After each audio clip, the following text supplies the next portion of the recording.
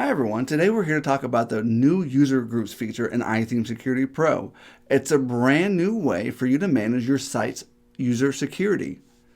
Now we all know that a good WordPress security strategy is going to be mindful of the security of the site as well as the usability of the site. And that's exactly why we wanted to isolate the settings that affect how your users interact with your site. It's all about applying the right amount of security to the right people. Without further ado, let's take a look at how much easier it is to manage your site's user security with user groups. All right, to get started with user groups, navigate to the main page of the iTheme Security Pro settings. You'll find that we added a new module named user groups. Now let's go ahead and configure those settings. Okay, once we are inside the user group settings, we'll see that iTheme Security Pro has already created some user groups for us. Now, these groups are based on the WordPress user capabilities. So for example, let's take a look at the administrator user and who's in this group. So this is going to include everyone with administrator capabilities. So on this site, it's going to include both the user role of administrator and shop manager. Now let's go ahead and create a group of our own. And we're going to go ahead and call this group Power Users, because we're going to give them the power to manage things in iTheme Security, and also we're going to include all the different capabilities that have the power to make changes on the site. If they have the capabilities to make changes on the site, that means if their account were to ever fall into the wrong hands, they could create a lot of damage on your site. So again, the whole idea of user groups is we are applying the right amount of security to the right people. So of course we're going to want to include everyone with administrative capabilities, and then I'm going to go ahead and take this all the way down to the author capabilities. And so let's go ahead and create the group. All right, now that the group is created, we can start enabling features for them. So with this being the power user group, of course, we're going to allow them access to iTheme Security. We're going to let them create new security dashboards, and we're going to even allow them to view the grade report. So what else we're going to do, again, their account has a lot of power, and it would be a tragedy if their account were to fall into the hands of a bad actor. So we're going to require an additional form of authentication when they're logging in. So we're going to force these users to use two-factor authentication. We are also going to enable user logging for them, because we are going to want to keep track of the different activity that they perform on your site, whether it's publishing a new post, logging in, logging out, and then we're also going to we'll go ahead and let them use the passwordless logins.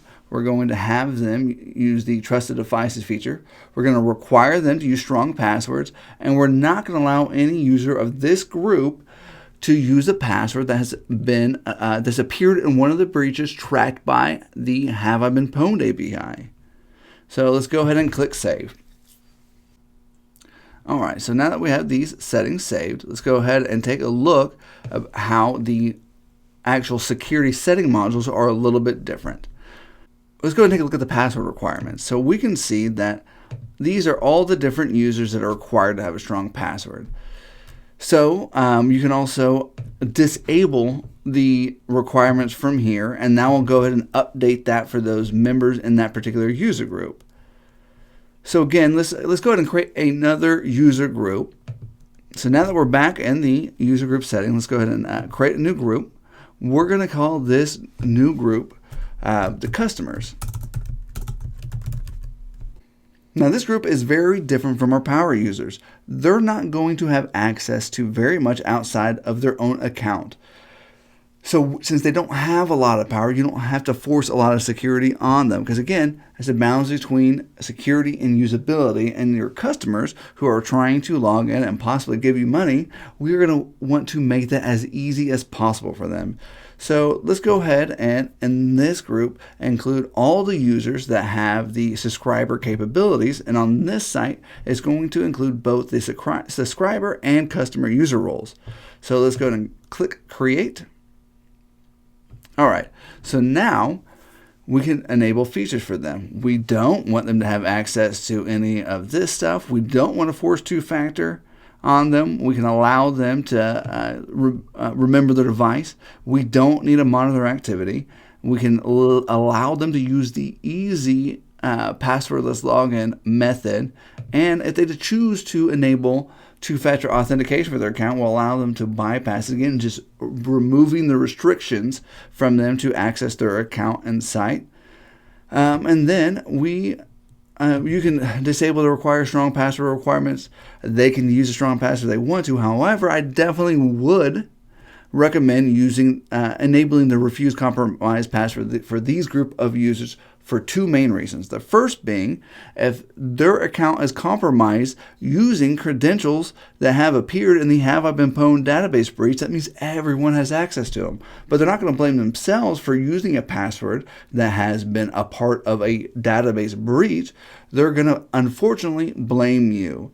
Also, the second reason why you might want to enable this is most people aren't set up to get alerts if any of their credentials have been compromised. So this might give them a warning that they need to go and update the rest of their credentials on the other sites they're trying to use the same password, and help them secure their sites or their accounts in other places.